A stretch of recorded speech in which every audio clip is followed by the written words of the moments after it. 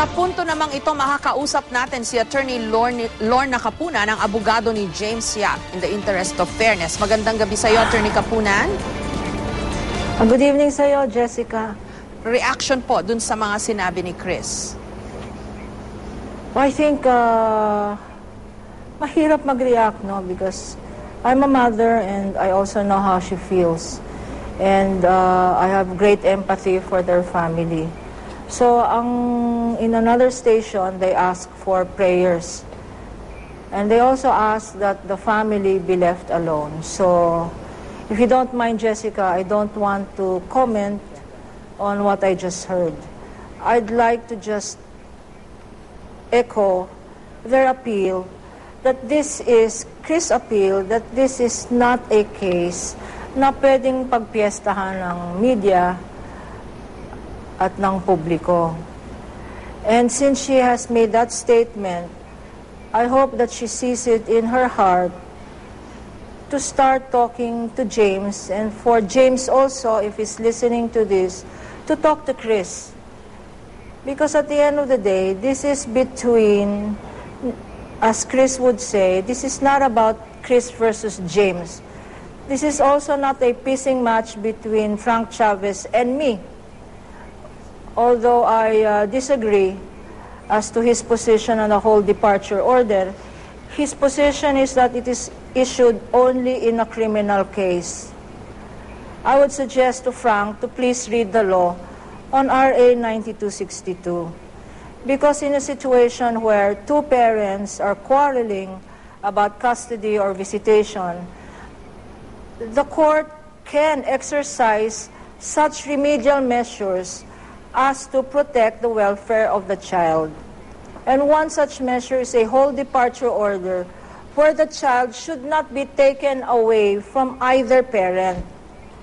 And without a whole departure order, it is possible for one parent to take one child out of the court's jurisdiction. That's what this all is about. It is not about preventing Kris to travel. It is not about preventing the child to enjoy a holiday, which was a promised vacation. It is to ensure that the court and the parties can come to an agreement and that the best interest of the child will be taken care of. And that cannot be done if the child and the parent who is the complainant are not around the negotiating table. It is not our intent to curtail any bonding time that Kris may have with James. So if Attorney Chavez will reread the law again, he will realize that a whole departure order is not only issued in criminal cases. But that's what I want to emphasize. This has now become a fight of the side of Kris, the side of James. Those who Twitter in favor, those who Twitter against. The stations that favor Kris, the stations that favor James. So it is making a mountain out of a molehill. And so I'd like to reiterate the plea of the family of Kris. Let us leave the parties where they are. Let us allow James and Kris that space to talk to each other. No parent has a single monopoly of affection for a child.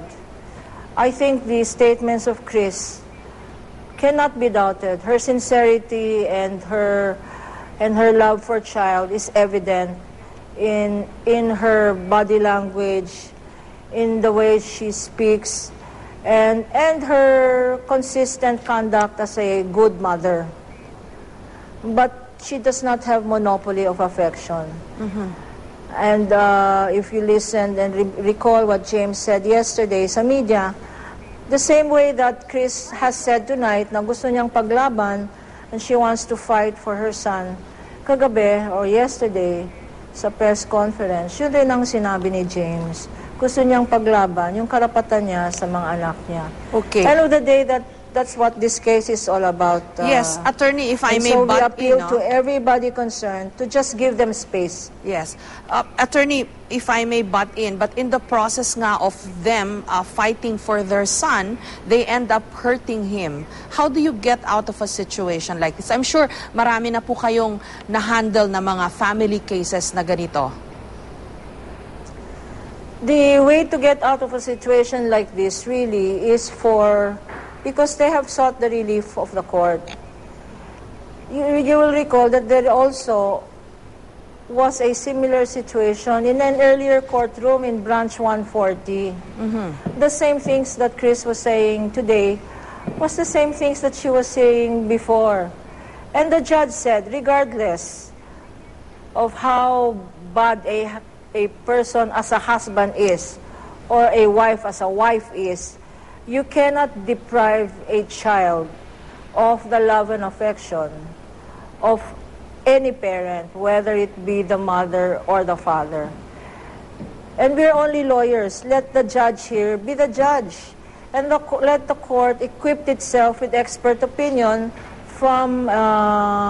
because it will be her version and James' version. That's why we have a justice system where the courts can appoint social workers to see what is to the best interest of the child and to make recommendations to the court. Okay. So, yun sana, since she was the one who chose the venue, let us respect the court system. In fact, to end all of this talk, it is our intention tomorrow to ask for a gag order so that the parties will start talking to each other and not talk against each other, so that the parties will sit down and see what really is a suitable arrangement. Because James has been willing not to see the child alone, but he has said in the last letter of the lawyers, in our demand letter or our letter request to Kris through her lawyers, because she said, talk to my new lawyers, we sent last March 11 a letter saying, if you don't want James to go to the condo or to their house, then allow the child to be brought after his class to James' condo in Isensa together with 2 yayas and 2 security guards. So any arrangement can be made, and James is willing to make any arrangement, whether it is his house, whether it is a public place, and he is willing, he has always been willing that the son be accompanied by the yayas and the security guards. So it is best, and I think it is time. There are more issues of national importance. The same day that the Kris Aquino temporary protection order came out in a second edition of the Philippine Inquirer. Just the same day that the Pope was being inaugurated. It was the same day that a student of my university, the University of the Philippines, committed suicide. Or that her suicide was front page because there is no tuition available. As we speak, there is no humanitarian aid given to our Filipinos in Sabah. Tell me, does that deserve more attention than this fight between Kris and James? Leave them alone. That is my appeal. Let us pray. Let us pray for reason to surface. Let us pray for the families to keep their privacies. Let us pray that all of us spectators, especially us lawyers, will give James and Kris the peace that they want and the space to sit down and decide what really is for the best benefit of Bimbi.